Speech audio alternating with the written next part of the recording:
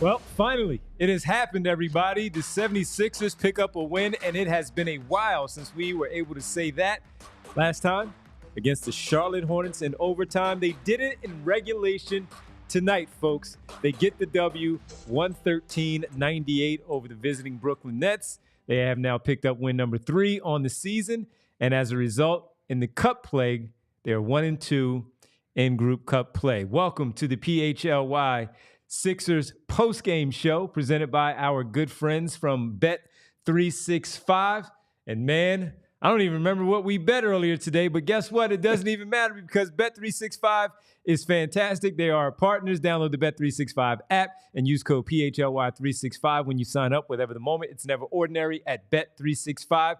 These wins not ordinary. They make you sweat a little bit. They had to earn this one tonight, but thanks to the backcourt of Jared McCain and Tyrese Maxey, whoever doubted that two small guards can win a basketball game in the NBA and look spectacular while making 9 threes overall? No one ever doubted them. I think they were 9 for 17 from 3, 6 for 11 for Jared McCain, 3 for 6 for Tyrese Maxey, 30 for McCain to lead the team in scoring, 26 for Maxey in 27 minutes of play, still on a minute restriction, but they needed both of them after being down again in the second half, blowing a lead, going down by double digits, and you're looking at them saying, here we go again.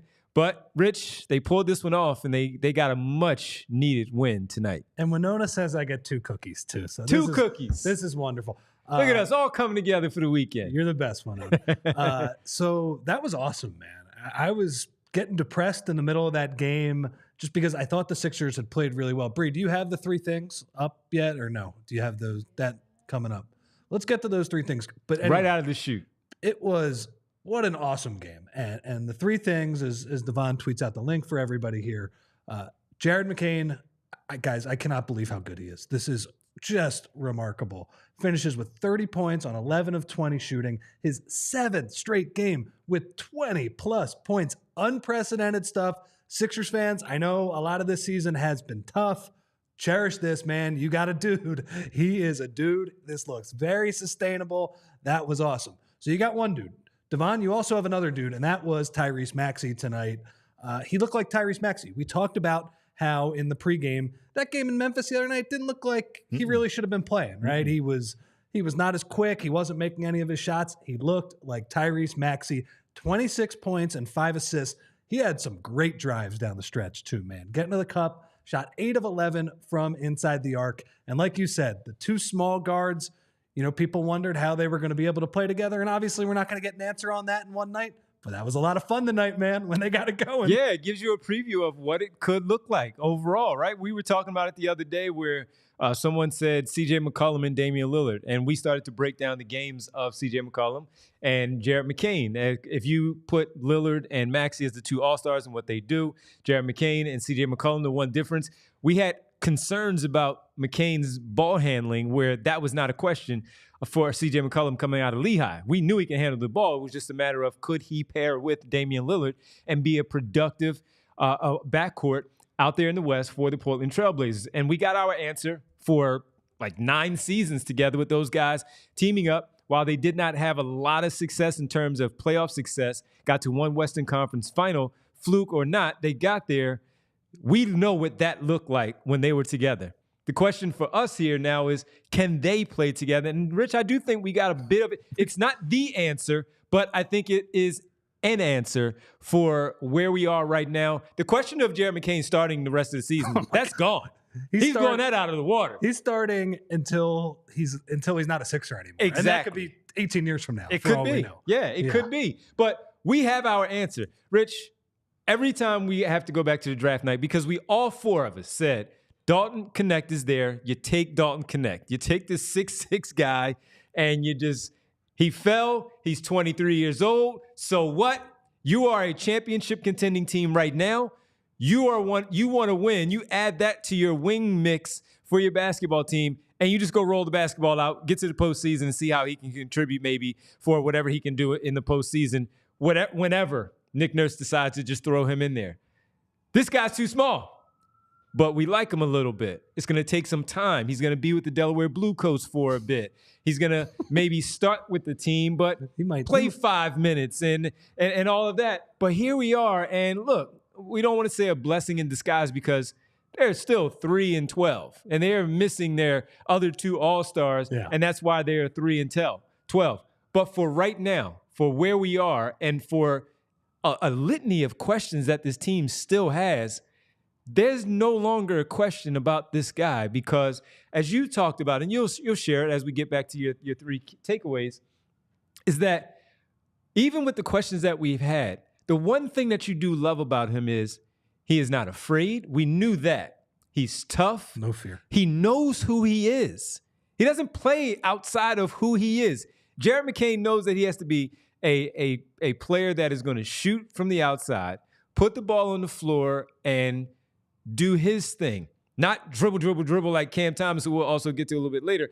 Dribble through his legs and feel like this guy was killing Cam Thomas. Man, listen, I had to watch Cam Thomas for a season and a half. He's right, too. Yeah, we'll get to that. But to say all of that, and we have plenty of time here, Rich, he knows who he is. Everybody out there, he knows who he is as a basketball player. He's very methodical with what he does. He's a thinking man out there on the floor. He understands his basketball IQ has to be very high for what he does, especially as a rookie, as he's trying to also figure these defenders out across from him. He stays within himself. He doesn't get outside of who he is as a basketball player, and that is partially why he is effective. When you win the mind game is within himself, which is why he does his meditation and all that type of stuff that helps him out. He's not worried about the other stuff. And then when we oftentimes talk about the 76ers, we've done it for the Eagles in years past and all that with players where they get in their own way. And while you give credit to the opposition, and whether it's a defensive player individually or team defense overall for what they do offensively as well, oftentimes we say the Sixers or the Eagles or Joel Embiid got into their own heads and they were their own worst enemy, and that's why they lost that particular game. That's why they did. This guy is not his own worst enemy. He is his biggest critic if he does something wrong, but he is also his biggest cheerleader for himself of what he believes that he can do out there on the floor, and trusting that whatever it is that his team needs, what he can do, he does it. The spin move, old man game that we would be doing in pickups when now my Achilles is right, Rich. Me and you getting out there, we're calling Jared McCain to come out there to show us the old man game spin move, because all he does is he does his dribble, he keeps the ball away from the defender, spins, gets to a spot, fades away, and takes the shot. 1 was bad, 2 were very good in the fourth quarter for him to knock those down. His no-dip 3 on the catch, phenomenal. And he's matching Cam Thomas, and Cam Johnson tonight because he needed it. Cam Johnson going 9 for 11 from 3, just couldn't miss.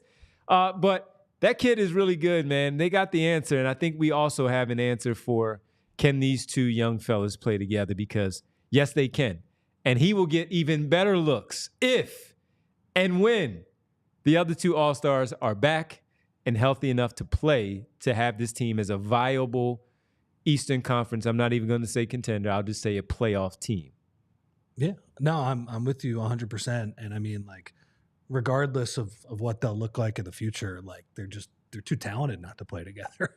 When you have that much talent and McCain, 2 guys who can play off of each other, where McCain, I was telling you at the end of the game, they're not running anything off the ball for McCain yet. What happens? Because honestly, people bring this up in the chat, and I get it. He's not ultimately probably going to be, he's almost assuredly not going to be as good as Steph Curry, but he has that skill set where the gravity is just crazy. The degree of shooting is crazy. The ability to attack closeouts. He can do all of that stuff. Just wait till they start running him off floppy action and staggered screens. They're not doing that stuff because they're sticking with kind of basic pick and roll, double drag, stuff like that. By the way, I liked how Nick Nurse coached this game. It's clear that over these past couple games, the Cleveland game and this one, obviously you had the stretch with Joel in there in the middle, that he's figured out how to coach this team shorthanded finally. I thought they played a much better game tonight. But just wait till you open up the playbook and start running better stuff for Jared McCain.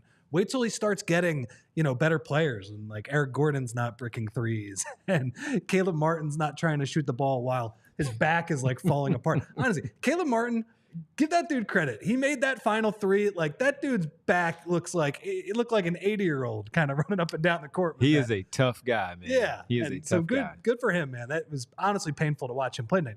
But anyway, just wait until you get Jared McCain to do all that stuff. Guys, I'm just blown away. And look, Devon, there were a couple of kind of rough stretches where he struggled to finish around the rim, those type of things. He should have had like 36. Yeah. Yeah. Yeah. But there were other plays, and somebody mentioned Steph. The play that's like the greatest weapon, he can try to attack somebody one-on-one and fail. And maybe the guy stands him up about 10 feet away from the hoop, somewhere in the paint. All he has to do is swing that ball out to the perimeter and relocate. And if you throw it back to him, you're going to get something good, because he has shown the ability to make that shot or get all the way to the rim. He did that against Dorian Finney-Smith, who I know is somebody that a lot of people want the Sixers to trade for as a 3-and-D player. Good player. Dorian Finney-Smith stands him up, swings it to the wing. Jared gets to the corner. DFS, he goes too far out on him. Jared lays it up on him, get to the paint. Like, that shooting gravity, we talked about his lack of, high-end athleticism. When your gravity is what that is, you can get by anybody because they are terrified of you getting those threes up. So, man, this is really sustainable. Like, and you mentioned those just playing within himself. Those two jumpers at the left elbow, great moves. The TJ McConnell spot. Yeah. Yeah. Left or right for TJ, but left. Beautiful elevation on that shot, shoots it beautifully. And then the one shot over Schroeder, he's not even looking at the basket, but he is strong enough, Devon, where, like, if you can find another small player, he can attack him. And they were doing that with Schroeder. They were doing that with your boy Cam Thomas at the end of the game, right? If he gets that favorable matchup, he turns into TJ McConnell, where he can jump over and shoot them, while obviously being a much better three-point shooter and overall playmaker as well. There's just a lot to like, man. He's doing everything right. He's clearly, as a lot of stuff is going wrong around him, he's just a breath of fresh air. Like, just seeing him smile, put the three up to the crowd. Every time he does it, by the way. Say, I'm the rookie of the year. That was a lot of fun. I am a very cynical person. I had a smile on my face for that entire fourth quarter watching him and Maxey roast the Brooklyn Nets. It was awesome. And again, he's doing it every night, man. 7 straight games with 20-plus points. I think I saw a stat that this is from Automatic NBA. So that's, again, is that the right source? Is that the best source? I don't know, but I'm going to go with it. Youngest players in NBA history to average 25 points and 5 assists on 50% from the field, 45 from 3, 90 from the free throw line. Jared McCain, Trae Young, Kyrie Irving, Steph Curry. That's pretty good company. So obviously he's got to keep it up. But look, he's answered every single bell so far. And this is stunning to me. It's like you said, we did not think he would be good right away. It's funny. Connect looks like he's going to be a pretty good player. I would much rather have this kid because he's like 3 or 4 years younger than him. But Connect he looks like he's going to be a very good pick for the Lakers, and it's just hilarious. Guess what?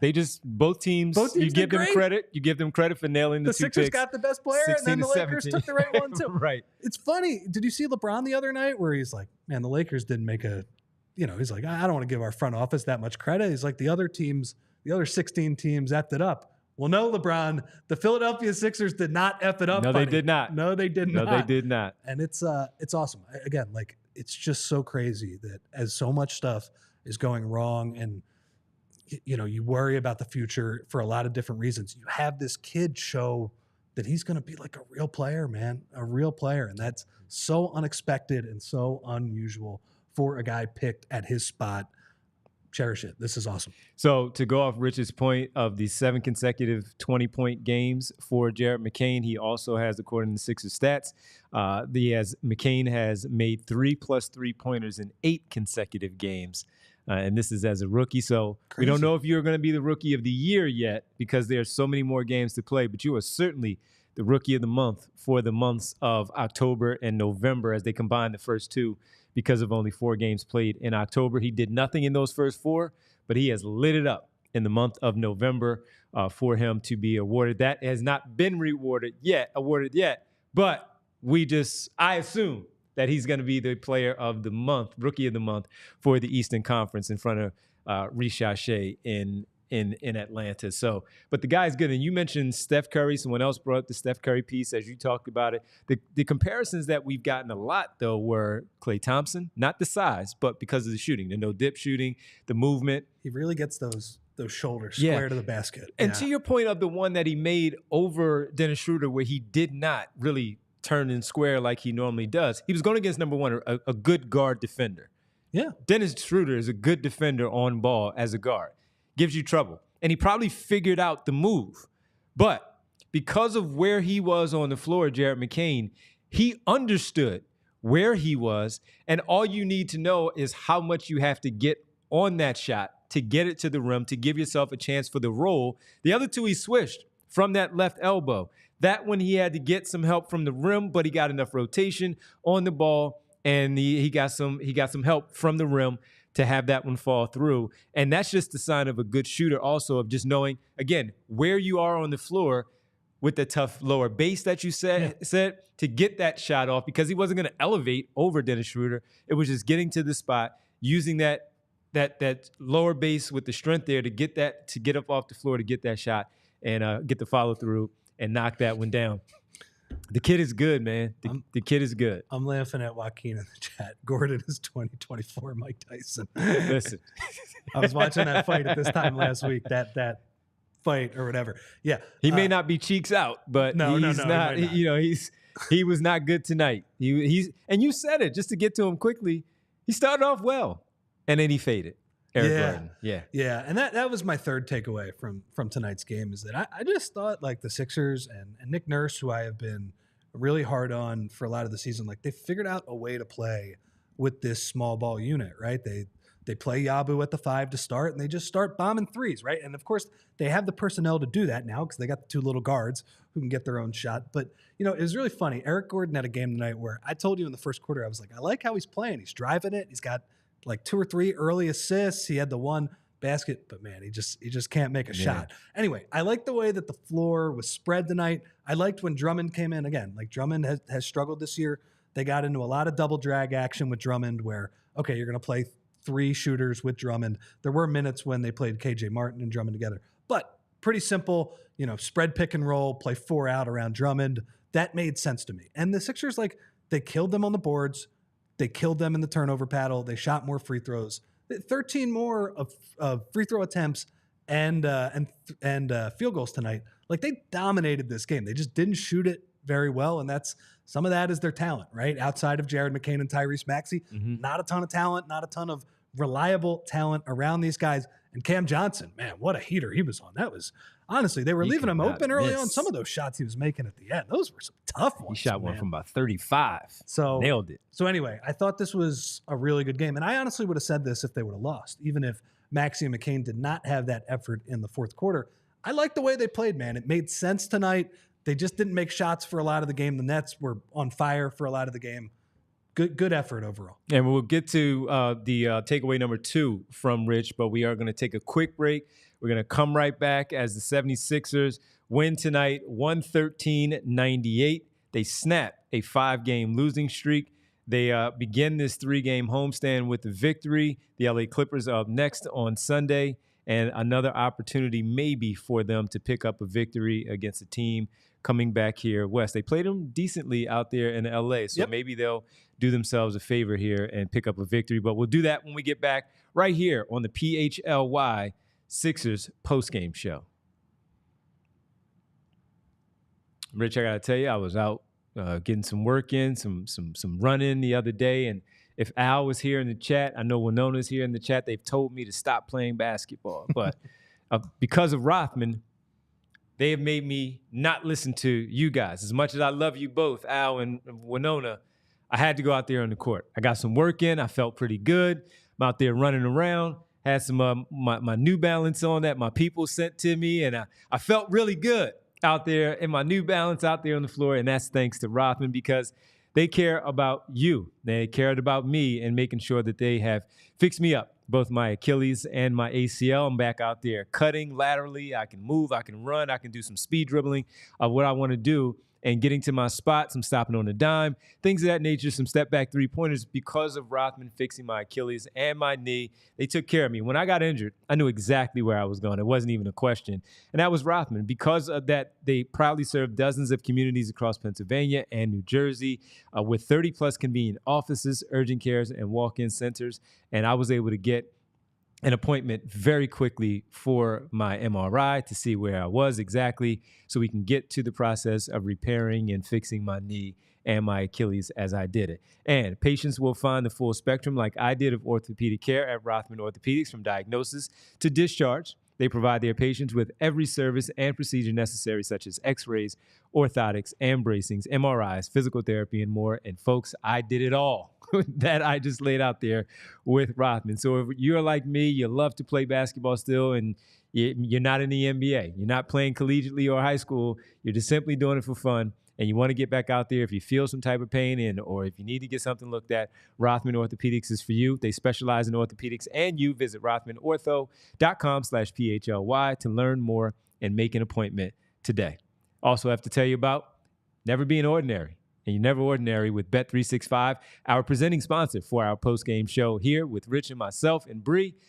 Bet365 has 90 million users worldwide. They have live streams of over 780,000 events a year and early payout offers across the NBA, NFL, NHL, and MLB. So if you decided that you needed to place a bet on this game for Philadelphia and Brooklyn, and you hit, I hope it was with Bet365, and because you've heard us talk about it so much. Today, Bet365 offers the widest range of games and markets available for live in-game betting across 78 sports, and right now, new customers can get $150 in bonus bets when you bet just $5. Use the code PHLY365 to sign up. You deposit $10 and place a bet for $5 to get $150 in bonus bets. And bonus bets can be used on the spread, totals, player props, futures, and more. If you didn't do it for tonight's game, Philadelphia in Los Angeles, an NFC showdown. You got your home team going on the road to LA. That's going to be a big game. Place some wagers there on number 11, the wide receiver, or the quarterback, or number 26 for the running back, because that's going to be a big one. And you might walk away with another victory, picking up win number 9 on the season. If they're going to do so, they're going to do so by helping you win some money at Bet365. Again, download the Bet365 app. Use code PHLY365 when you sign up to get $150 in bonus bets when you bet $5. Whatever the moment, it's never ordinary at Bet365. You must be 21 plus and physically located in Pennsylvania. If you or someone you know has a gambling problem and wants help, call or text 1-800-GAMBLER to make sure that you are all good. Welcome back to the PHLY Sixers postgame show presented by Bet365. Don Juan in the chat says, it feels so good. Name. I love that name. And it's a good comment, too. It feels so good to get a win. It's actually sad. Honestly, man, watching the end of that game, I forgot what it was like for them to play the music with like 20 seconds left, because they have won the game and they have controlled the game the entire way. I don't exactly remember what happened against Charlotte. We were doing the watch along, so did we have that on mute for that game? I forget. It was very low. I forget what happened. Very anyway, low. It's been too long between times when they could just play the song and just, have that wind down the game. So that was definitely a good thing to see tonight. You know what was not a good thing to see tonight, man? That Sky Cam on NBC Sports. Awful. Do away with it. Guys. We love you, NBC Sports Philadelphia. Do away with that. I'm all for experimentation, but you couldn't really tell what was going on the court. No. Could not. That was not good. Didn't like that view. Didn't like that. I like when they do this. When Alex Subers used to be with the Sixers, and Alex would go up to the very top of the arena and he would take pictures and have the camera still pictures. That's dope. Yeah. But the camera trying to watch the game when everyone's moving, that's not good. It's not all 22. You go back and watch it that way if you want, but not live in the moment. Let's get to takeaway number 2 from Rich, and that is with Tyrese Maxey, who finished with 26 in his second game back after having the hamstring Let's talk about him. I mean, honestly, it was great to see, right? Like, I think we didn't know how many minutes he was going to play. How many did he play? 27. 27, so that's more than I thought. I think we thought he was going to be around 20 or so, because Devon, Nick Nurse before the game kind of said, we're going to play him a little bit more than the other night, but he's still very much on a minutes restriction. And that screamed to me that, okay, like we're acknowledging he probably shouldn't have played the other night. Yeah. So we're treating this as kind of the first game back. Especially with the hammy. With the minutes restriction. He was great. I mean, and honestly, he didn't start off awesome. I didn't love some of the shots he took early on. I thought he was wonderful down the stretch, man. And, just getting to the rim, very simple. They run that play where either it's basically the two guys crisscross at the top of the key. Yep. And sometimes he was killing people with Joel with that last year, where he'd pitch that ball back to Joel, and Joel would he'd take 2 dribbles and then take a free throw line jumper. But Maxey can keep that ball and go to the rim. I think he got a wrong foot layup on one of those. Another one he just beat. I think he beat DFS just straight line, straight to the basket. Nice work. Again, I don't know exactly what happened because I believe the sky cam was on for that bucket. So I think that's what happened. Who knows exactly? And the other thing was he guarded, and I guess we can get to the point where your boy, Cam Thomas, and I know the chat seems that they're a little confused when we're saying Cam a lot. So obviously they got the two Cams. So Cam Thomas, and we'll go with Cameron Johnson because that's how they actually separate the two. Okay. So Cameron played a terrific game tonight. Cam, brutal. Oh, man. Now, look, we've all seen Cam Thomas over the years, so it's not like I am the only one who has had to watch this guy. But with McHale being in Brooklyn for the last year and a half, I've watched a very, very good amount of Cam Thomas on the basketball floor. And we all love team play. And the one thing about this guy that we know coming out of LSU was he could score. To be transparent, I thought the Sixers should have taken Cam Thomas in that draft because when he dropped late in the draft, that would have been a good value pick, I thought, for a scorer coming off the bench for the Philadelphia 76ers. But he has been in this environment of losing for quite some time. He was there when Kevin Durant, James Harden, Kyrie Irving were all there, but he wasn't playing a lot. He was getting spot minutes. And he's like a guy who's he's bottled up like a Tasmanian devil, just ready to get going. And when he does, no one else sees the basketball. Forget about it. Don't even think about it. He's got 3 guys on him, and he is going to keep the rock, period. That guy does not pass the basketball. Does not. He can score, but he cannot pass the basketball. He's the number one. I would hate to play with that guy. It's just not a lot of fun. There are good. When McHale being there, I felt like I was playing with him. McHale can't say it. I can say it just from a pass my cousin the basketball. That kind of thing. What are you doing? There was one play tonight, Devon, that cracked me up. By the way, he had 7 assists tonight, but also 7 turnovers. And the turnovers were like from trying to dribble. There was one play, I think it was in the second quarter. He had a guy wide open in the corner. He had a guy wide open on the wing. Tried to dribble through 4 dudes in semi-transition. Got picked. And it felt like it was Cameron Johnson in the corner, by the way. Yeah, the guy who didn't miss an open shot the entire night. There was another one that absolutely cracked me up. Maxey gets the pick 6. So Cam Thomas tries to reject the screen. But here's the problem. They were blitzing the screen, so he dribbled right into Tyrese Maxey, basically handed him the ball. I've never seen, it's not that I've never seen that. You rarely see that, though, where a guy tries to cross over dribble, and halfway through the dribble, Tyrese Maxey's hands are right here right there to catch the ball and just go the other way with it. Thank you. It was tough to watch. And yeah, I think honestly, watching Cam Thomas for a lot of this game, I just was like, thank God we have Jared McCain, right? He say what you want about Jared McCain, but that guy has feel, right? And so, okay, sometimes he threw some passes to Eric Gordon and Caleb Martin where Caleb Martin missed the shot, or Caleb Martin has that size 26 shoe that somehow turns it into a 2-point shot. Yep.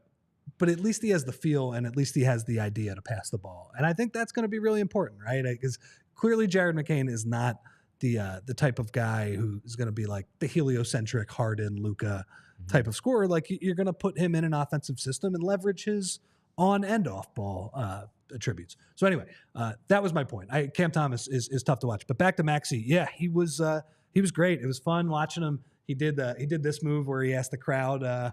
He loves to do that in the fourth quarter when the AI. When he gets going. It was great to see. And honestly, Tyrese it's kind of been quiet this year because he's been hurt, because he's been playing with very shorthanded lineups for the most part. He's not played that well so far this year. And you know what the difference was tonight versus the other games when he played, when Embiid and George were not out there?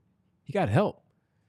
Got help this time. And having 14 games under his belt before tonight for Jared McCain, he has a feel for what's going on the floor tonight. So on the floor now. So now he understands now how to play off of Maxey a little bit more. What's asked of him. He doesn't have to worry about George and Embiid. Now he's going to have to adjust to that again when those two eventually return, especially if Embiid is not himself for a while, or same thing for George if they're not themselves, where you get to see McCain. So he got help, and it was much needed. 37 points in the second half for those two guys. And I think they had 23 of the Sixers' 34 in the fourth quarter. That was, it's funny. It was a little bit of my turn, your turn at the end, but it felt kind of natural, right? Mm-hmm. It felt like they were doing it just within the offense where Nurse was calling the pick and roll for one of them and then calling the other play. One of the funniest plays we didn't talk about at the end is McCain gets his 30th point. Caleb Martin drives to the rim. It feels like he's pretty well developed. The Nets just completely sell out to take away the Caleb Martin drive. Wide open. Jared McCain. The easiest pass, man. He wasn't missing that shot. No, he was already in a good groove. No way he was missing that one. That was terrible. By the way, Cam Thomas averages 24.6 points for the Brooklyn Nets on 46% from the floor, and he puts up 17.8 shots a game, 7 threes attempted at 39%. So his percentages are actually not that bad for the numbers that he has. But when you watch him, like Rich did tonight for a full 48, you're like, I'm not playing with that guy. I don't want to play with that guy. Al said in the chat, that's the guy you used to call in the playground. Yeah, he's a gun. Yep, he's a gunner.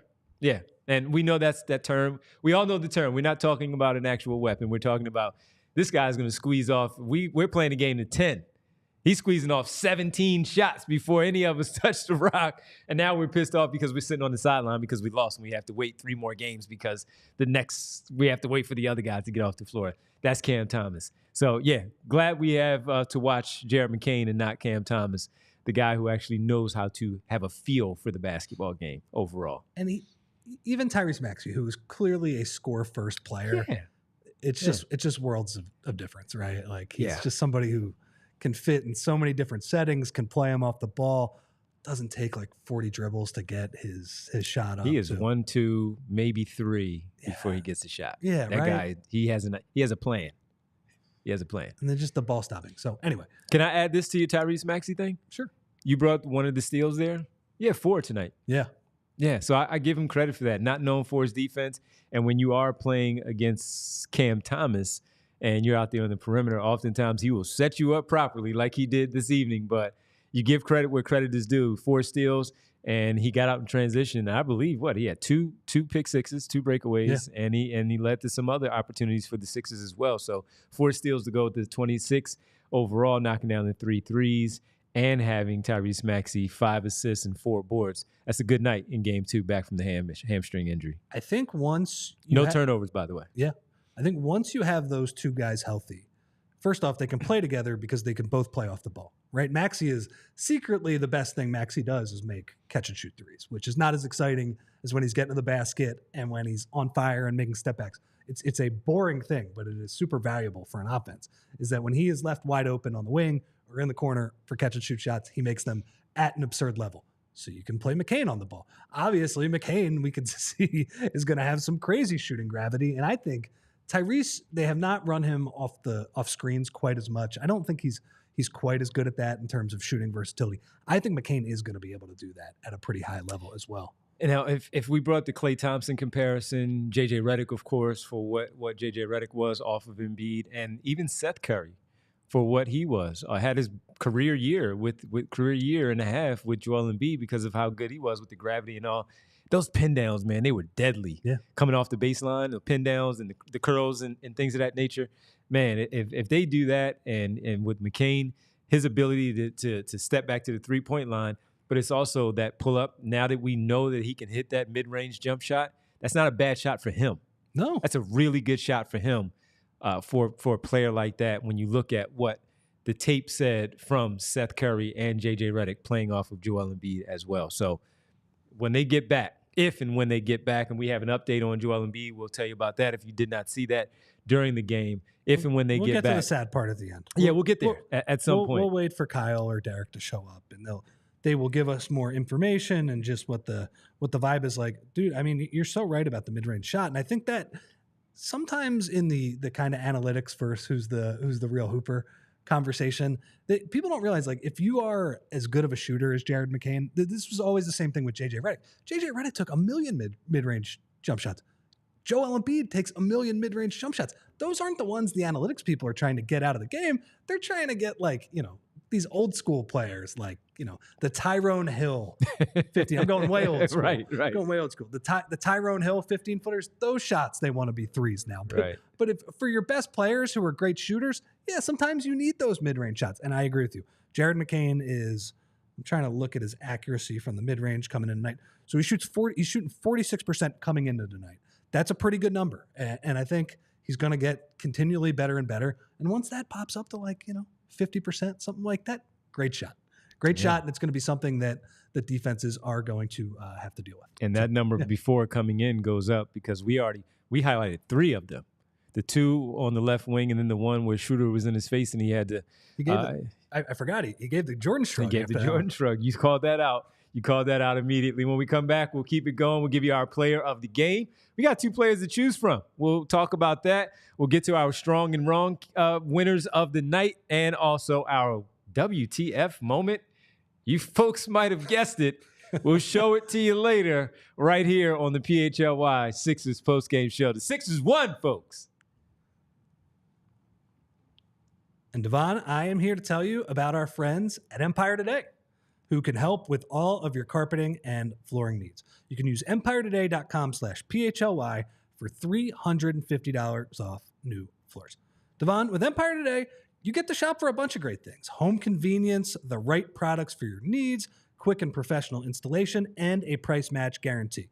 Empire Today is the best place to get new flooring, so of course there are copycats out there, but let's not sweat them, right? They cannot beat Empire Today on quality, service, and speed, so they will advertise lower quality products that Empire simply does not carry. Empire's philosophy is to help you find what you need and not overwhelm you with thousands of choices and substitutes. What they leave out with their selection is just as important as what they put in. Shopping for floors at a big box store can be frustrating. You might talk to someone today who was working in plumbing a couple hours ago. Flooring is all that Empire Today does. They live and breathe it, so you can be confident that you are getting honest, upfront advice. Schedule a free in-home estimate today. All listeners can receive a $350 off discount when they use the promo code PHLY. Restrictions apply. See empiretoday.com/PHLY for details. And then, Devon, let's talk about TrueMark Financial. TrueMark's financial credit union.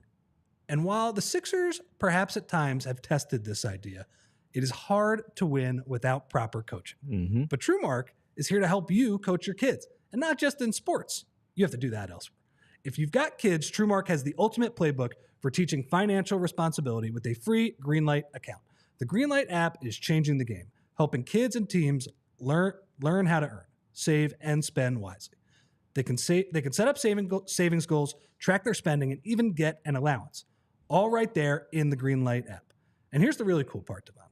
Each kid gets their own debit card, so they can make purchases and learn real-world money skills while you, the parent, can stay in control from your phone. You get peace of mind, and they get the freedom to make smart decisions with their money. It's like coaching your kid through their very own financial game. And for TrueMark Financial members, the Greenlight app is free. With the holidays right around the corner, now is the perfect time to introduce your kids to Greenlight. Get signed up today and visit TrueMark.com/Greenlight for more information. Welcome back to the PHLY Sixers postgame show following a win presented by Bet365. Let's get to the player of the game, Bree. Let's let everybody know who the player of the game is.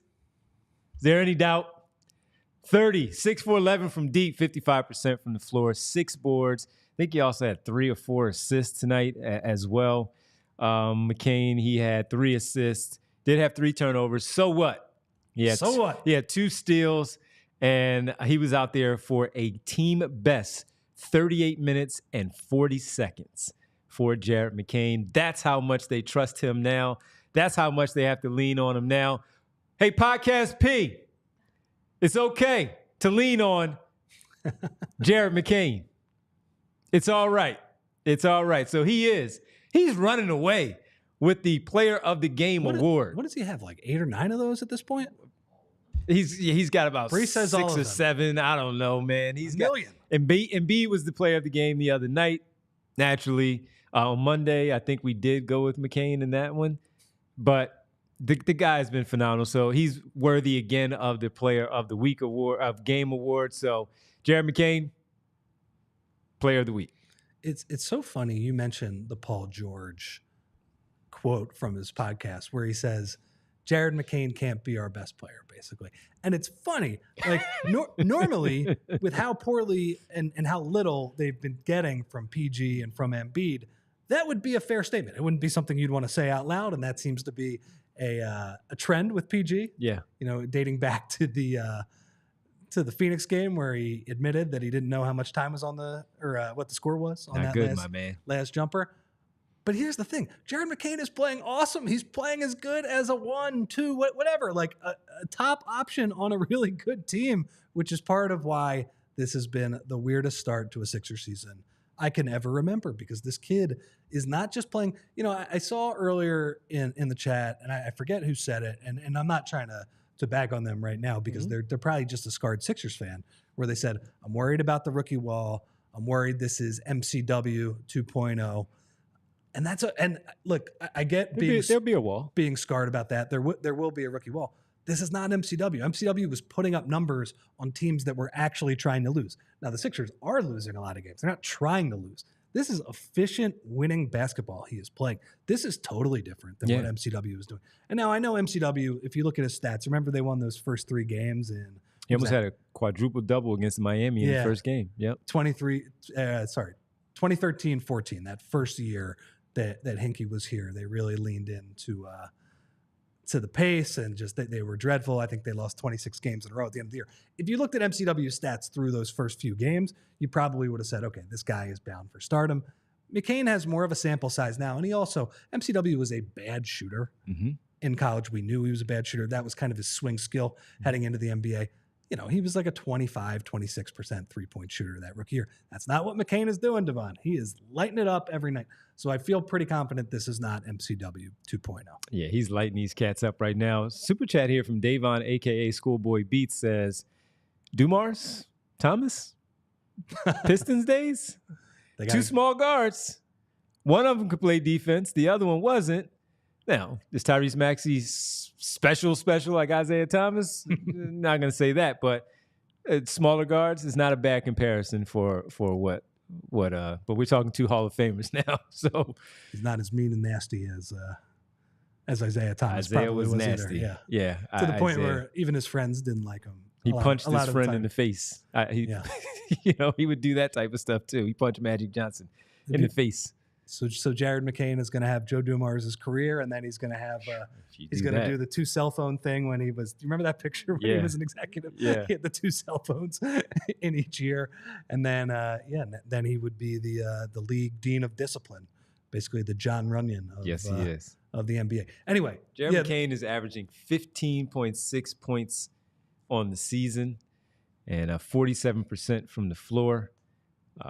From 3 overall, just looking at his numbers here quickly. Let me just give you the month of November. He is averaging 20 points for the month, 19.8. So we're just rounding that off. He's 20. 43% from 3, and he's taking 7.4 a game in the month of November, shooting 48% from the floor, 27 minutes of playtime, 7 for 14 and field goal percentage from the field overall for that 48%. And he's turning the ball over 1.4 times a game. He's getting a lot of minutes there, 27. He's only turning the ball over 1.4 times a game with those splits. Yeah, and I think it's fair to say that he has already flashed probably a little bit more passing potential than Maxey. It's funny, we were watching it tonight. They were running those double drag screens with Drummond, and you absolutely on one play called out where, man, you got to throw that ball up to the rim. They ran it again a couple minutes later. He puts it right at the rim, and Drummond dunks it. But he throws some good passes, some skip passes to the corner. He's not going to be one of the best, 4 or 5 passers in the league, because you got to be tall to do that. Yes. We're going to get the Ben Simmons in a He minute. has to be fundamentally sound with his types of passes, and he is. We're going to get the Ben Simmons in a minute, but when Ben Simmons was at his best early in his career, he was able to throw passes that Jared McCain is just not able to throw when he got downhill. So anyway, I still think fantastic stuff, man. It's unbelievable, and the volume shooting from 3, it's awesome. It's such a crazy start because they've had so much stuff go wrong.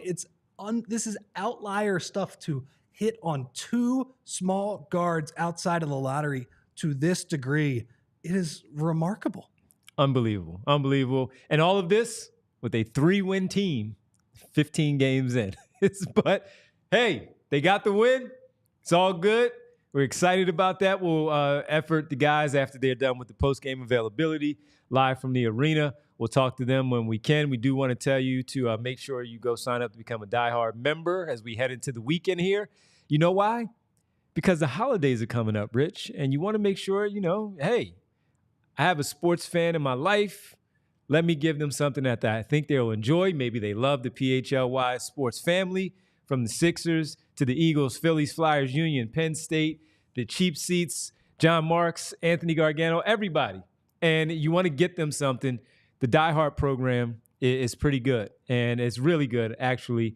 And if you do become a Die Hard member, you get to absolutely newsletter on a daily basis from my man to my left, Rich Hoffman, whether it's on the Sixers, the Flyers, the Eagles, Phillies, whatever it is. Rich has a great newsletter daily on our allphly.com website.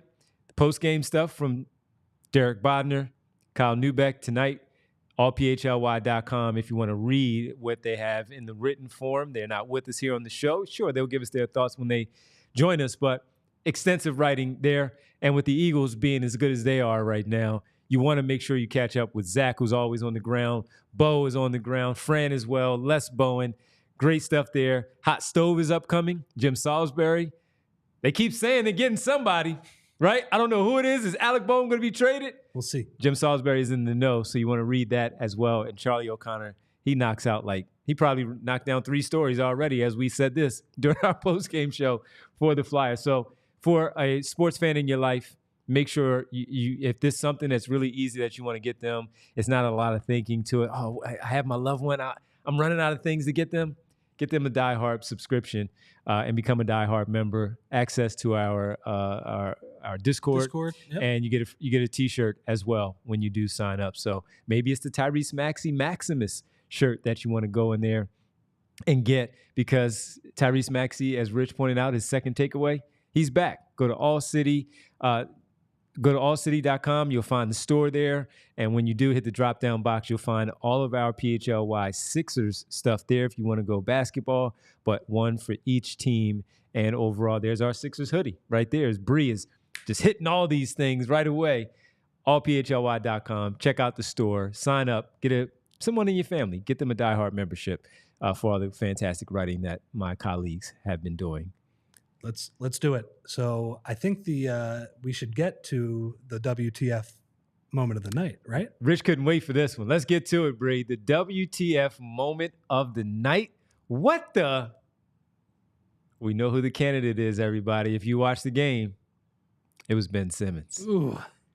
This is the WTF moment of the year so far. Can we say, what the hell was he doing? All right, let's run this play. All right, here's what happened. Ball's going to the corner. Great save right there from the corner by the Nets. And he rifled, I think was it Wilson? Rifles a pass to Ben Simmons. And he just flat out blows it on the same end, Rich, as you said, when he decided to pass it to Matisse Thybulle because he was scared of Trae Young. That might be, as you said, of the year. Now, look, I will say this. And this is bad on him if he thought that Wilson in that spot was throwing him an alley-oop, because he almost looked like he was jumping and then he had to stop himself. You see how he had to gather his feet? But I'm like, I'm not throwing an alley-oop from that spot. And the ball was already in the air on a dime coming at you. You're not leaving your feet for that. But that was also probably because he was afraid he was going to miss that layup if he was going to try to catch it in midair and just lay it up. Rich, I said the WTF moment of the night. You said the WTF moment of the year. Of the season so far. Oh, my gosh. At least. I would like to shout out Jaden in the chat. We talked about this earlier. Drummond missing the wide open dunk would have been the WTF moment. That was the backup. That was the silver medal tonight. Yes. It would have won most nights of the year. Good call, Jay. But Ben Simmons, look, he beat him on that one. Also, Drummond also did get an alley-oop dunk about 2 seconds later after that one. Yeah. But that was pretty funny. Andre Drummond makes me laugh probably once a game for something bad he does. He actually, I thought, played a little bit better tonight than he has so far this year. But that was definitely a WTF moment. Yeah, man, you mentioned Ben Simmons on that hoop. Wasn't the same exact side. I believe Matisse was on that side, but I got a lot of bad memories with Ben Simmons on that hoop. It was that court. Yeah, I wonder if it was the same exact rim. So, and speaking of Ben Simmons, for our Bet365 sponsor of our postgame show, I have Ben Simmons over 17.5 points, rebounds, and assists. It's not asking a lot. But when we saw the things that he was missing early on and the turnovers that he had 2 turnovers, he only had 4 boards and 4 assists. That's 8 to go with the 2 points that he had. He dropped 2 right there. He had 2 others where we were like, the first jump hook, which was the first jump hook of the game, that was an easy one right there. Yeah. He should have easily hit that over 17.5. He played 26 minutes, 1 for 4 from the floor, 4 boards, 4 assists, 2 turnovers. No steals. He had 1 block. He was a -20 when he was on the floor. I don't even like the plus minus in basketball, but when it stands out like that, I watched it. I saw it. He wasn't good tonight. You're absolutely right. Single game plus minus can be very misleading. Yes, it can. It's much better over a larger sample, like half a season. And in hockey, yeah, quite frankly. Yeah, it's ridiculous. So I feel. How do you feel watching Ben at this point, man? It's pretty rough. You know, you mentioned let me add a couple more things. Okay. Kelly Oubre got 2 dunks on him, a putback and a cut on the baseline where he just was like falling asleep. Mm-hmm. He was terrible tonight, man. He is just a complete shell of himself. I think both mentally, obviously, the Trae Young thing. He always had those tendencies where he was afraid to shoot free throws, but he was still, an all-star level player, still somebody who was really valuable, even if he was a bit predictable and could be schemed out of a playoff series. But that Trae Young moment was so traumatic that I think it was hard to come back from. But also his back has been hurt for a long time too. And you mentioned like back in the days when he was good. He's catching that and that's a hard dunk. Boom. Yeah, he's flushing that one. How do I feel about him? If people watched listening in the past during his All-Star years when he was here, I was a big Ben Simmons supporter in defending him for a lot of people because of the outside shooting. Sure, I wanted him to. I know he could shoot a little bit. I had my friend James Clark was his pre-draft trainer and getting him ready. JC is my man. There you go. Yeah, actually, he and DeJounte Murray for Clutch that year. So JC, and he would come on my show and all that stuff, and he was shooting back then. When he got to the Sixers, even remember in the Summer League, which was an event, he was shooting in Summer League, and then he didn't. But what I did was I defended him because of the things that he did overall on the floor. He was just a tremendous defender. He was a really good passer. I never looked at him as a great passer. I thought he was 6'10", and at 6'10" could pass. Yeah. So I always looked at him as a really good passer for what his size was and how much he handled the basketball. And the rebounding was sensational. He can get in there, and he would board. And he wasn't a lazy rebounder, and he was a more than willing passer, which made him a really good passer. It's not always about the vision and how great these are. It's about the willingness also to make the passes and get those things done. But when he started to worry about the free throws, that's when I was like, and then that moment happened. That was the moment where I said, okay, I can no longer defend him, and he probably has to leave. And as much as they tried to convince him, the teammates, to come back right before training camp, and he used the excuse of Doc Rivers being out there in L.A. and he could have came to my house and knocked on my door. What? They were calling you multiple times, and you decided to flat out ignore the phone calls. Yeah. So with that, that's when I said, I'm out. This is on you now for whatever happens. And he has gone in the total opposite of directions that I ever thought he would go. Even even with that happening and losing the confidence, Rich, I never thought he was one that was. And look, the back is the back, but I never thought he was one that would turn into this player where we were having a conversation with Bree of what does a contract look like for him next summer, because this is the final year of his max contract, and I have no idea of what that will look like at all. It's not going to be a lot, and I know minimum contracts are more money now, and the mid level is more money, but we're talking and how I feel right now, $3 million, $4 million. Sometimes maybe. I'm like. I watch basketball and I'm like, I felt bad for Markelle Fultz. Yeah. I don't necessarily feel all that bad for Ben Simmons. Well, I think the way he handled himself, he was never my favorite person to deal with on the beat. He was pretty cocky. He clearly. Well, I'm an all-star, so remember that? He clearly, I don't think he understood the idea of wanting to improve in a way that Maxey does. Yeah. And loved basketball in that sort of way. I always thought he was overrated just because you could scheme him out of a playoff series. That said, this is crazy. Like, he was still a very good, very effective player. Like, he was, you might say, okay, he wasn't a max guy. He was pretty close, if not, right? He was very good. The things he would do athletically, man, that guy was shot out of a freaking cannon. He always took on the hardest matchup on defense. And obviously, I think Joel was a more impactful defender because of the things he could do around the rim and altering shots and just kind of change your offensive scheme. But I thought Ben was awesome at that for a lot of his career. And I just got to say, even with all those things I just said, I feel pretty sad watching him now. Like, he's just a complete shell of himself, both mentally and physically. It's a bit of a bummer. And that shot tonight that was the WTF moment of the year, I think that encapsulated my feelings on that. That's just a guy who's pretty broken. And you're right. And I probably,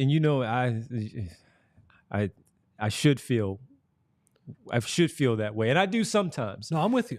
But when I look at stuff like, then he has to in the summer, the Sixers get eliminated by Boston or something, and he's sitting in his house in LA and he has the game on his television and a glass of whatever he's drinking with his foot up on the table, and he decides to put that out on social media.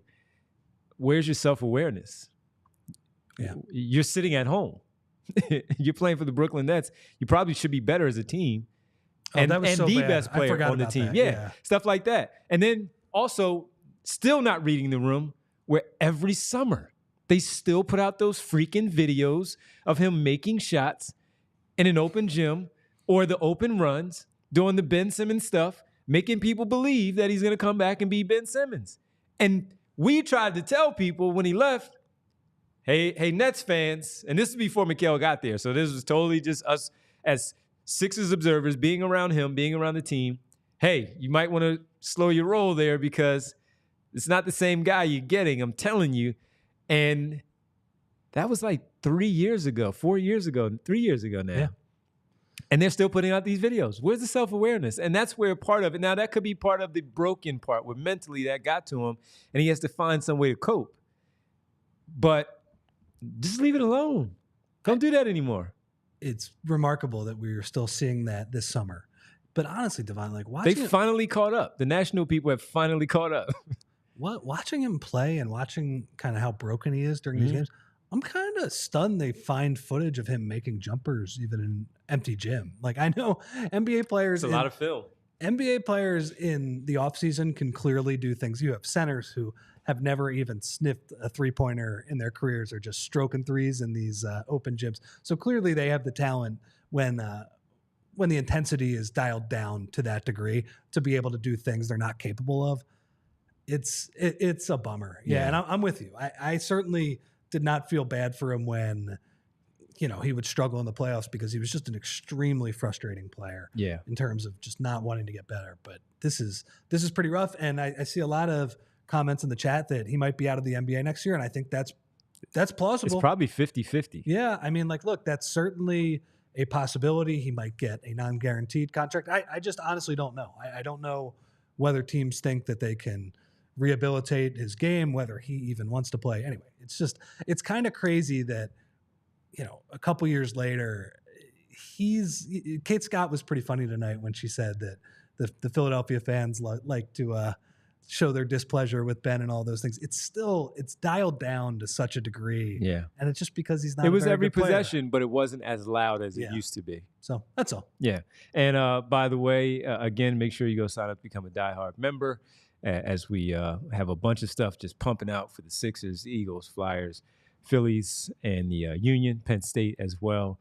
And all the great writing from my teammates here on the PHLY Sixers show, as always. In this one, I got one from Scott saying, Ben Simmons is a tragic story, but this is Devon speaking Mikal's truths.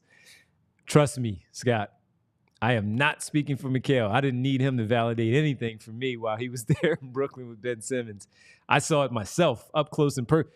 Mikal was much closer, but I saw it for what my job was and being around it with other people like Rich and what our job was of talking to people who are also very close to the situation of what that situation was like.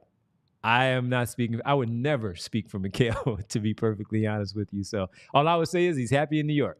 I'll say that. I can speak for him there, that he is happy in New York. He loved his time in Brooklyn. He adored Phoenix and their fans and the organization. But the NBA is the NBA.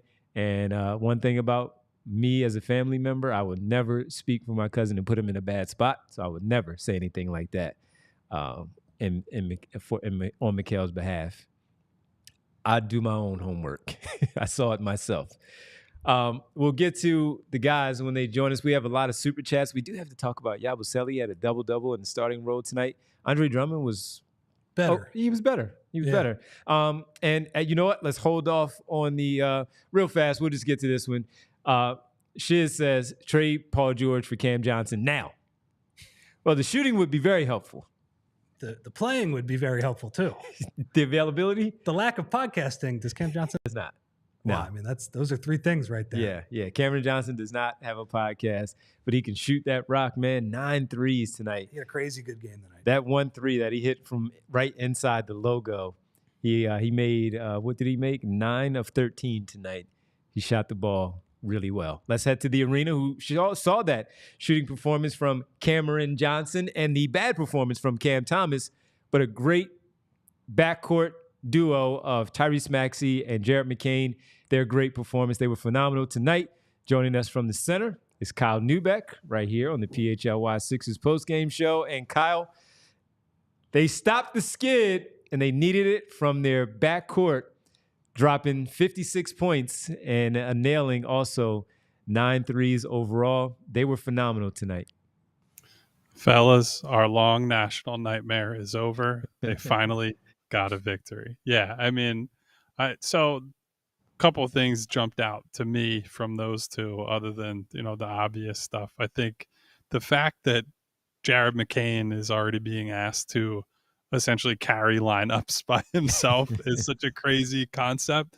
The only thing that's crazier is that he's actually doing it, right? He's being put on the floor with like Reggie Jackson, Andre Drummond, name a wing, and maybe like KJ Martin, and he's somehow leading the offense and controlling the game on that end of the floor, which is just mind-boggling. One big thing with Maxey tonight, other than the fact that he finally made some shots, which sure was a nice lift off of his shoulders, had like, I think 3 or 4 steals in that game, right?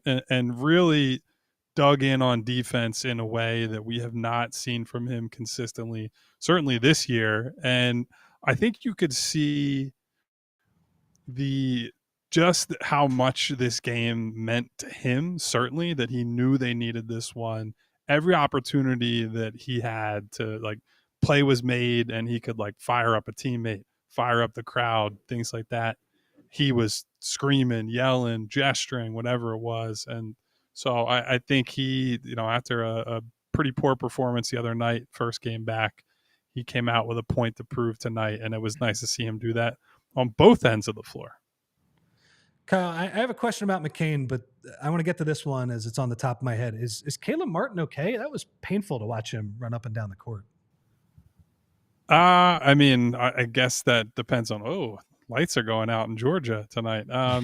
So, yeah, there were several trips back to the locker room for him. And I think we know he's been dealing with some form of a shoulder issue, at least. I saw him back on the exercise bike back behind the bench at some point during the game. So I'm not exactly sure what that was about, if that was maybe more of a lower body or a back type thing to stay loose. But yeah, I mean, he looked completely out of sorts. We didn't end up talking to him in the locker room tonight after the game, but I think from what we've heard or seen from him, he doesn't want to verbalize that he's dealing with any problems, but is going as far as he can to be like, I'm playing through stuff right now, and that's just kind of the reality I got to deal with. By the way, I was joined up here by a friend who is out of sight. He's got to crowd in with me a little bit if he wants to get in the shot.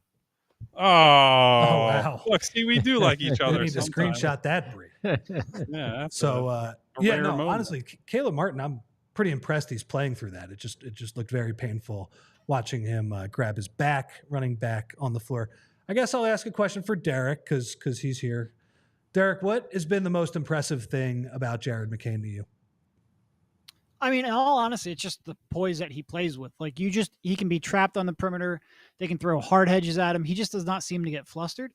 He has, if not a counter for everything they throw at him, at the very least, he doesn't make mistakes for what they throw at him.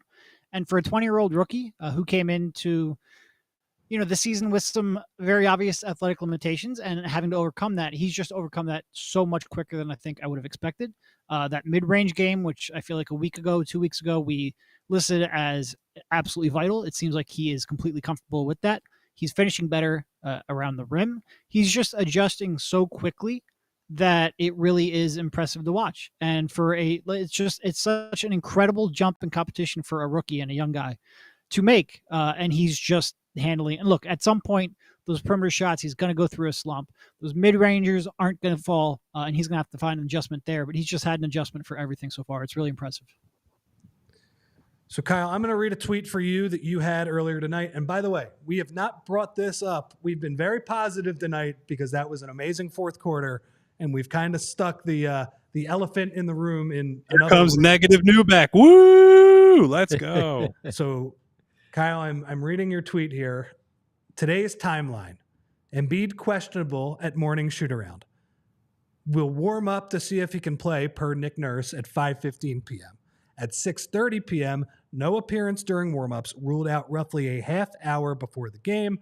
And then at 8:21, not just ruled out for this game, ruled out for Sunday's game with swelling in his knee. On brand for how the season has gone so far, I guess? Yeah, so I think Derek and I will probably have to do a little bit of extra digging on the sequence of events and what all took place, because we didn't see Joel Embiid at all.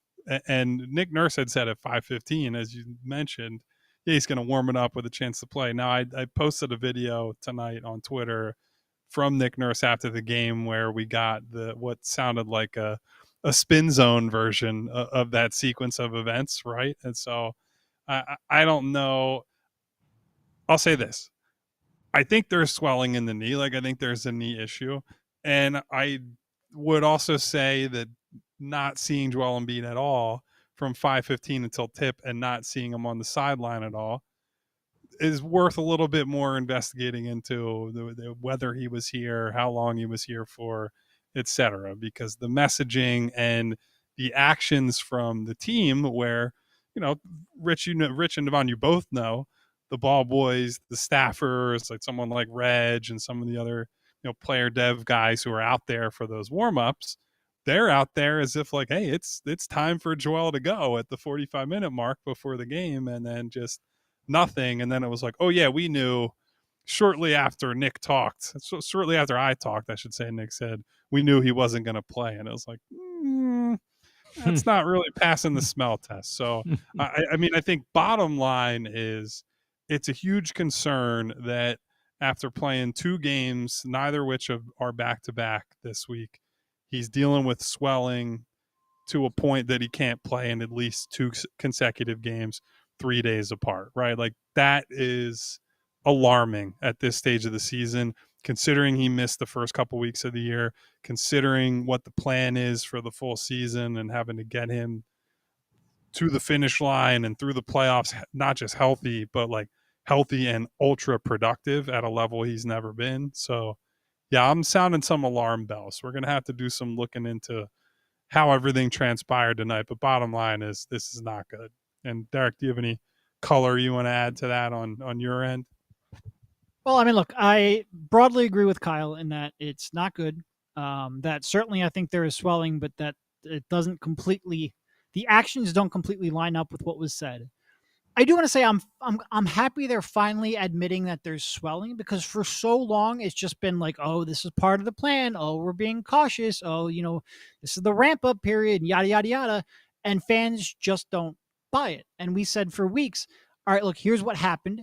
But clearly something had to have happened. There has to be some kind of, either setback or swelling or just something to make them concerned besides just the fact that they're trying to be cautious. And finally, for the first time, they really admitted, yes, there is swelling. The swelling is preventing him from playing.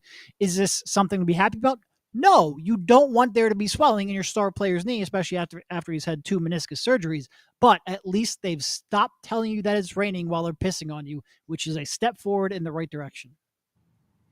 And so now that we have that answer for at least the next game and maybe even going forward, Yabusele gets to start again tonight. Andre Drummond comes off the bench. And Yabusele was okay. And Drummond was also okay. But are you guys, Kyle, start with you. Are you fine with this being the starting 5, if you will, until both Embiid and George come back, where Yabusele is the man in the middle? Yeah, I mean, I don't think they really have a choice. I do think what we've seen is that while Drummond hasn't been good as the backup, or I guess as advertised, he has at least been a little better in that more specific 15 to 20 minute type role off the bench against backup units. And the offense also flows better with Yabusele on the floor in almost any context, but definitely with him at the 5, and with as bad as they've been on offense, which is to say they've been the worst offense in the league basically all year and haven't been able to hit shots. I think you got to put the guy on the floor who can help open things up, especially when, look, right now it's going to have to be Jared McCain and Maxey carrying the team. And the more you can do to make their lives easier, look, as good as they have been, and they both were excellent tonight. Jared has been just on a completely different level as a rookie than any of us could have expected. They are still, although they challenged this tonight, small guards. They're guys that need space to operate in. They got to be able to attack the paint without, bodies being multiple bodies being in front of them at any given time. So it's the route I would go. Whether Nurse decides to continue to start Yabusele or not, I'm not sure, but does look like he's leaning that way right now. And I just felt good want about to say Nurse tonight. Yeah. I just want to say, because they got a little upset when they were called small guards, and Maxey and McCain were doing the post game together. And luckily, Maxey, the question was asked by Pompey, because he said, well, I'm taller than you, but if he had pointed at Kyle, I'm not sure those two passed the Kyle Neubeck height test. So it's a good thing that Pomp asked that question, not somebody else. What did you I almost was like, hey, you want to go back to back to the old right schoolyard? Absolutely, yeah. Real fast before we let you guys go, what did you make of, and Rich and I discussed this, Nick Nurse tonight? We've gotten on him about things. What did you make of him tonight? His rotations, his substitutions. Ricky got some early run. Reggie Jackson did play. What did you make of his coaching tonight?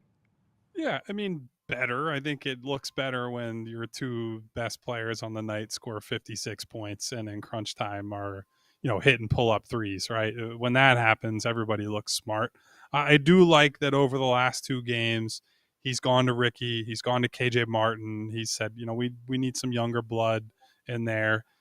Keep Jeff Doughton in Siberia. We'll go to Reggie Jackson, who I think has played a little bit better than him recently.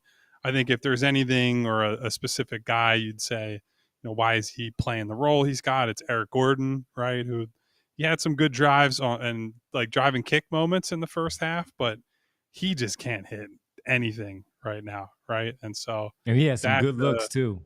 Yeah, he was getting some clean ones. I mean, when you're playing off of McCain and Maxey right now, it's not ultra difficult to get some good looks. So I think maybe you just say the law of averages will win out there, but it is real tough because I don't think he's given you much on the other end of the floor either. Nurse seems like he's going to stick it out and let him try to shoot through it a little bit. And I guess we'll ultimately see how that plays out. I wouldn't say I have a ton of belief in EG right now. But to your question, yes, I think it was a better game. And I think, frankly, the most important thing was just the team compete level, right? Like, I think defensively they were more connected and on a play-to-play basis. They just fought more. And Tyrese talked about it after the game tonight, right? Like, you're going to face adversity. So what? You got to get up. You got to respond. You got to punch back. And so, I mean, we were getting to a point where you got to look around. And it's like, if you lose a couple more of these and you give away third quarters the way they have been, that question always comes up. You know, has the coach's voice just worn out on these guys? I think tonight was a good response, and that's important for the whole staff. All right. Well, listen, man, get out of there. Get ready for Sunday because James Harden is back with the Los Angeles Clippers. Oh, boy. Yeah, should be a fun one. 6 o'clock start there in South Philadelphia as Derek and Kyle. Love how Derek's just sitting there staring into the camera with no microphone or anything, just staring at us. He's stunned. They got to win. Just vibes. Just vibes, boys. Kyle Neubeck, Derek Bodner, thank you, guys. We'll talk to you on Sunday. Get home safe, fellas. You also. Thanks, man. Appreciate it. See you guys.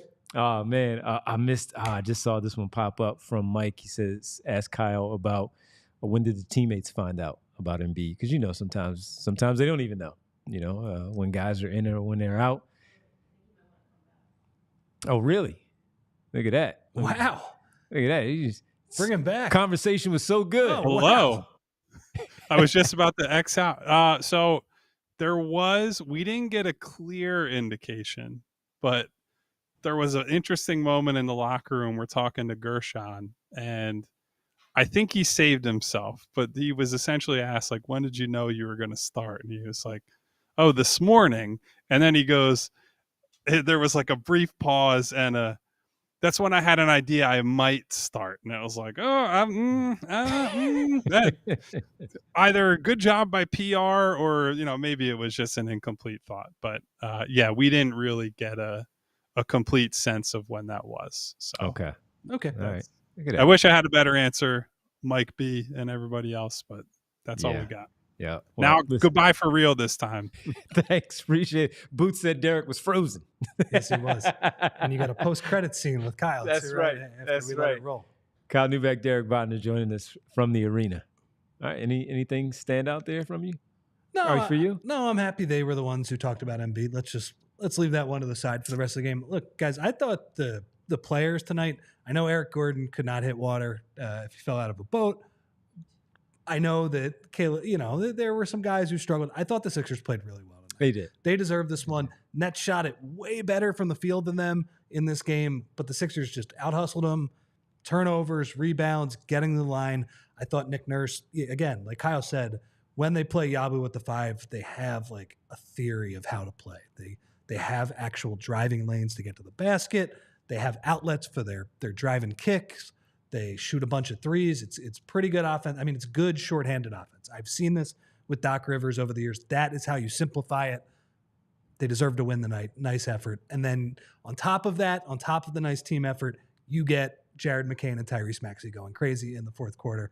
So yes, the Joel stuff is a bummer, but that was a great performance by the guys who played tonight. Absolutely. And when you talk about just looking at them in the first half, they were up 3.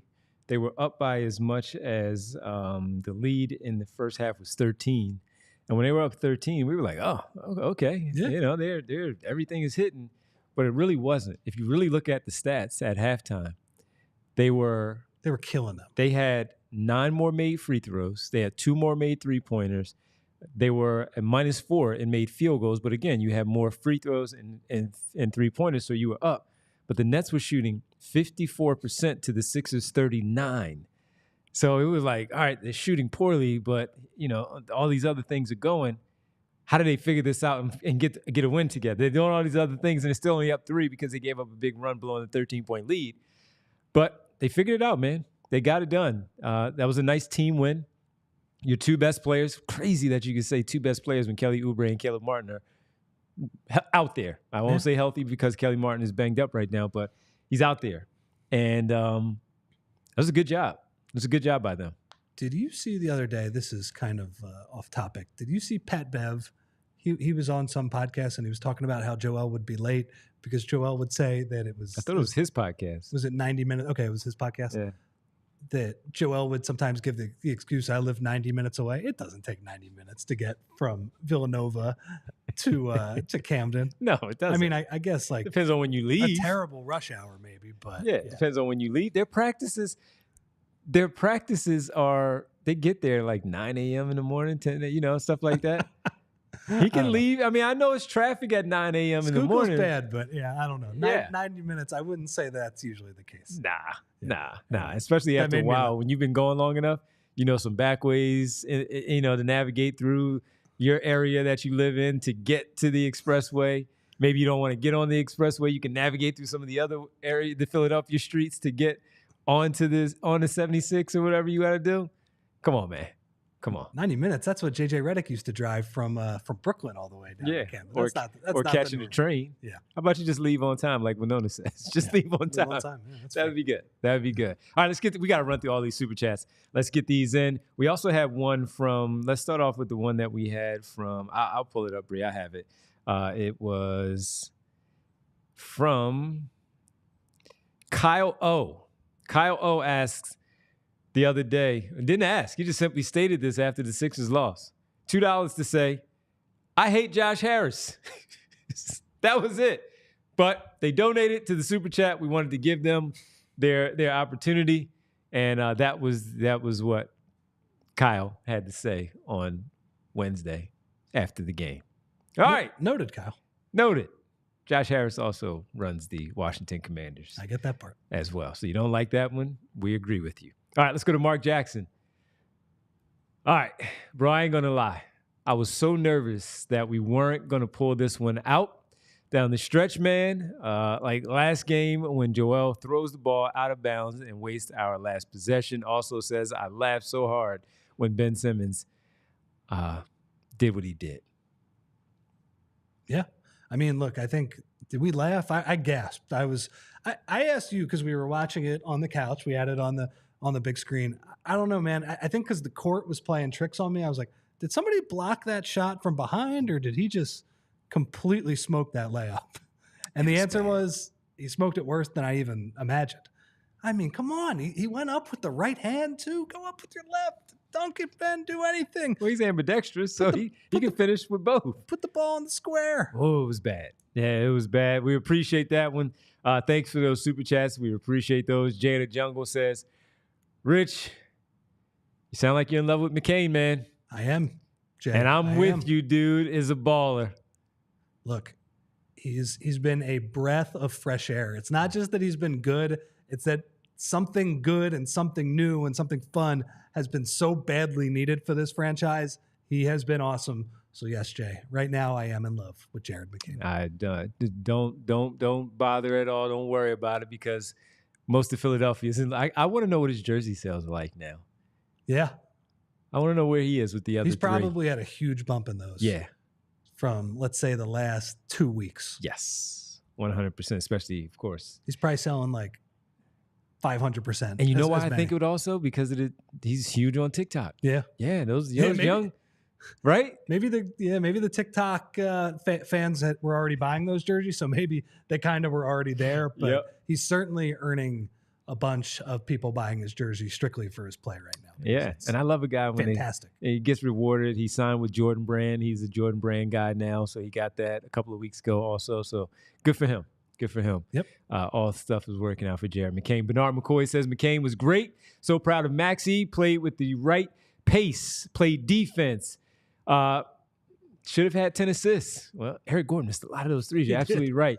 He learned a lot while sitting out. Bernard, we appreciate it. He was good tonight. We said it. Really good. That was your number 2 takeaway from tonight's game. They combined for 56 points. He had 4 steals. Kyle also brought that one up there and joining us. He was really good. He was really good tonight.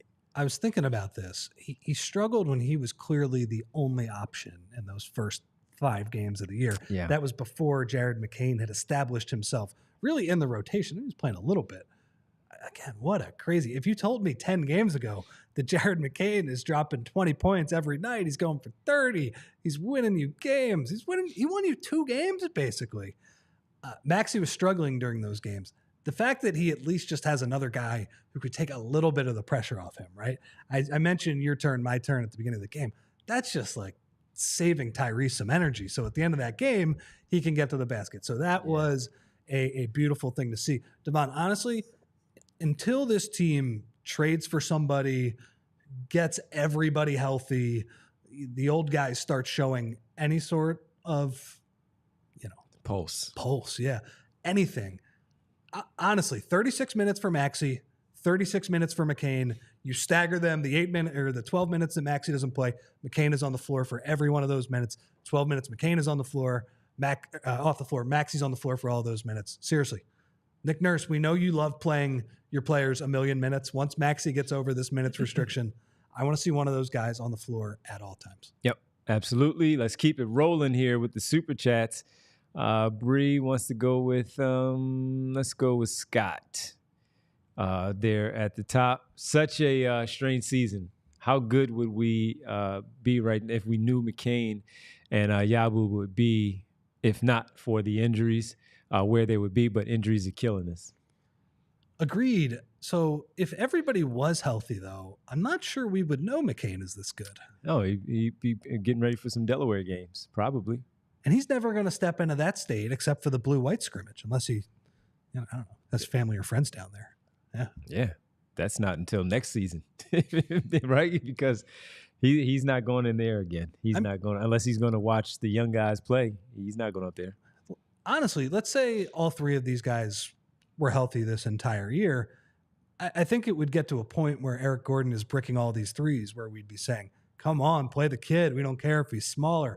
He can make threes. So we've learned so much more about him just because of all the on-ball reps that these guys being out of the lineup have afforded him. So a blessing in disguise, I guess, in that regard. With that, let's go to Ash Monroe, our good friend. What up, Ash? Guys, can we end the Eric Gordon experience? He's cooked. 1 for 9 tonight. Had a couple of nice dribble drives to get some shots off. He assisted on the dunk for Andre Drummond. Sprayed the ball out to the perimeter a couple of times and made a couple of makes, a couple of misses there off of his passes. But, Ash, we said this during the game that these shots are as good as you're going to get even when Embiid and Paul George are out there, because a lot of them were uncontested. They closed out, but they were some really good, especially some swing three-pointers of, I think it was like 49-33 or 47-33, 46-33, I'm sorry. And we were like, that was a bad miss right there, because the crowd would have came down on top of timeout. Probably Brooke and Fernandez would have had to call a timeout and come back the other end. Cam Johnson hits the three-pointer, cut the lead to 10 instead of extending it to 16. And then he had a few more that would have stopped the bleeding, if you will, stopped the run for Brooklyn or given the Sixers a run themselves, because he missed some really, really wide open shots, man. It's like you said, these are the same looks that he would get when Joel is in the lineup. The theory of him is that he can make not only threes, but threes where he's like 4 or 5 steps off the line. That really helps juice your spacing, gives the other 4 guys a lot of room to operate. Devon, he's missing just wide open looks. I mean, it's the same point I've made all night, is that I liked how Nick Nurse had them lined up. I like the theory of this, especially when you got the 2 young guys going. He got great looks, and he wasn't even close on a bunch of these. Just absolute clanks. So, Ash, I agree with you. He has looked really bad. Do I want to say he's cooked completely? You know, he could have some good games if they continue to give him minutes. That's the way it works, right? You know, sometimes your threes go in. He could have a night where maybe he gets a couple dribble drives. But I agree with you. And I think, honestly, if they had better options, he would be out of the rotation. Yeah. By the way, he probably still should be out of the rotation. But I guess my point is there aren't a lot of great options behind him. Do you go Reggie Jackson over him? He's played better. In the 2 stints that he's had, extended minutes, he's played well. Do you go to him over Eric Gordon? I think so, yeah. And I'm not that crazy about Reggie Jackson. Again, yeah, but like you said, it's based on who's behind Jared McCain and Tyrese Maxey. And right now, it's those 2. they aren't great options, but I certainly trust Reggie Jackson to make shots more right now. Mm-hmm. And he can do easily just as much off the dribble. Yes. So, yeah. Yep, absolutely. All right, we go to Davon, a.k.a. Schoolboy Beats, with another one, 28 points and 27. And 27, 2 interchangeable combo guards. Thumbs up for those two guys. Absolutely. And 27, you got 30 points. And 26, these guys, they look good. We've sung their praises all night. Player of the game was Jared McCain. Second takeaway from Rich was how good Tyrese Maxey was in game 2 back from his hamstring injury. They definitely passed the test of these guys are good, and they should be starting going forward. One of the only games all year where we could have actually, like, the guy who was in second place for player of the game actually played good enough to get player of the game 100%. on most nights. It's been, honestly, with most of these guys, it's just been one guy who's had it going in these games. So it was nice to see two guys work together in tandem and have a huge night. Maxey was great too. Yep. Skunk Riley has a few of them here. He says, number one, about Kyle, he's jealous of Kyle's beautiful hair. You and me both, Skunk. So am I, man. There's a reason I'm wearing this hat right now. Hey, man, we got Dr. Glatt now. Yes, sponsored. We can go make an appointment. Both of us. We'll be good to go. Dr. Morgenstern. Dr. Morgenstern taking over for Glatt. Says, I'm doubtful and questionable that I still like Joel. I like Joel. You can't trade him this year, so you just hope that he gets out there on the floor and gives you some good outings there, so they can try to make a playoff push. I like Joel. I'm pretty bummed about the state of his knees. Really not him really much as a person. And everything that's playing off of the knees, disappointment of him is because he's disappointing in the situation that he's currently in. Completely agree. His knees, specifically his left knee, because I saw somebody mention that he banged knees the other night in Memphis, and he did, but that was his right knee, and that really hasn't been the issue. His left knee, again, we talked about this in the pregame, but the one thing I will say about Joel is that I am worried about kind of his mental health and his mental state, because to me, and again, I am sort of being the body language doctor and sort of just reading into all of these instances over the past few weeks, it seems to me like a guy whose body is betraying him right now. He doesn't really know what to do, and you're sort of seeing this erratic behavior because of it. And if that is the case, and I do think it is the case, at least a little bit, I hope he can get to at least a better mental kind of state. Because again, like tonight, I don't think this was about toughness. I think this was about just that his knee was swelling up, and it's been an issue earlier this year. It's uncomfortable. Yeah, it's uncomfortable. It's swelling, and then you have to put that brace on top of it, and you want to be able to move the way you are able to move, and that's restricting you. Both of those things, then yeah, it can play into your mental. And like we said in the pregame, we just wish he would handle things better in terms of how he, responds to this publicly. Definitely. Yeah, that's all. But I understand the frustration because you can't make it through a week. They're not even playing back-to-backs right now. He is getting crushed right now. He's like the number one story, not only in Philadelphia, but nationally. That's why we sometimes feel like we have to stand up for him, because they go overboard. They have to get their headlines. They have to get the headline click of what they want to talk about. And Joel is hot right now, and they're destroying him. Like when I had to tell out Kendrick Perkins about, they need to be fined again. What? So that they go to the extreme with this stuff. There's certain people you trust nationally, and then there are others who just want to hammer and pound on the guy when he's down, and we got it enough. We can do it. But I'm not talking down on people who are frustrated with him because of those moments you're talking about and how he kind of handles some of those post-game press conferences and stuff. I can see that standpoint too. I'm just trying to add a little bit more context. I'm not talking down to you, Skunk, or really anybody else. Right. Yeah. Okay. Absolutely. That's and God bless the child. One Jared McCain. God bless him. Agreed. Yes. Yep. And we talked about this when he was drafted and all of that. It's not like we don't know about the fingernails and stuff like that Just and the don't TikToks. care. We don't care.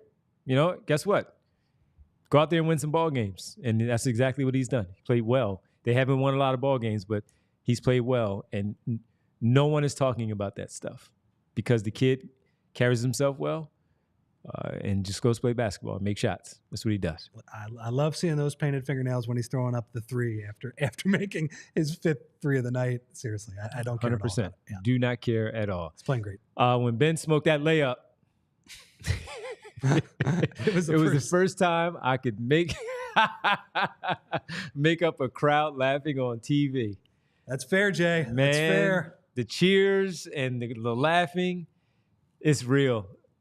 Look, I give him this too. He plays when he comes back to Philadelphia. He doesn't say I'm sitting out and all that stuff. I will say that. He plays. He plays. He says pregame, and I think it was either yesterday or pregame, where he was like, yeah, I enjoy when they boo and all that stuff. No, he doesn't. No, he doesn't. But when we're talking about Embiid saying the right thing, this is his coping mechanism to say, yeah, it doesn't bother me. I'm cool with it. Yeah, no, he doesn't. No, he doesn't. After being around him for, how long were we around him? Like, he was here 5-6 years? 16. Obviously, he got hurt in that first year. So 21? And then he got traded in 22. So we were around him for about 5-6 years. 5 years. No, he doesn't. Yeah. He doesn't like those boos. No, he doesn't. He doesn't. And to Jay's point, laughter is a pretty rare sound effect for a basketball crowd to make. I will tell you, when he passed up the dunk, the Trae Young dunk, pass it to Matisse, the audible gasp from that arena, that was one of the rarest sound effects I remember. So, maybe Ben comes back. Maybe we get some other rare sound effects. I don't know. That was a COVID crowd. Yeah. They were still juiced, though. That's what I'm saying. It wasn't like it was with COVID where we weren't really allowed in there. Yeah. It was when they started to let people, even more people back in. So it wasn't even sold out. And it was like, oh. Man, I remember that night. I don't know. I don't know what the next sound effect. I remember who was to my right. I don't want to say that name. I remember who was to my right. And we were spaced out. Remember we had to have like a seat or two between us at that time? We looked at each other. No words. We just looked at each other. And here we are today. Me too. I don't know what the next sound effect's going to be. Maybe, like a sigh. Maybe. I don't know. But we'll see. I'm sure Ben will come. I'm not sure he'll come back here, but we'll see. Digital with the last super chat of the night. First one of the super chats for Digital. Thank you very much. Based on the sentiment about injuries precipitating McCain's emergence, why don't we know what Bona has?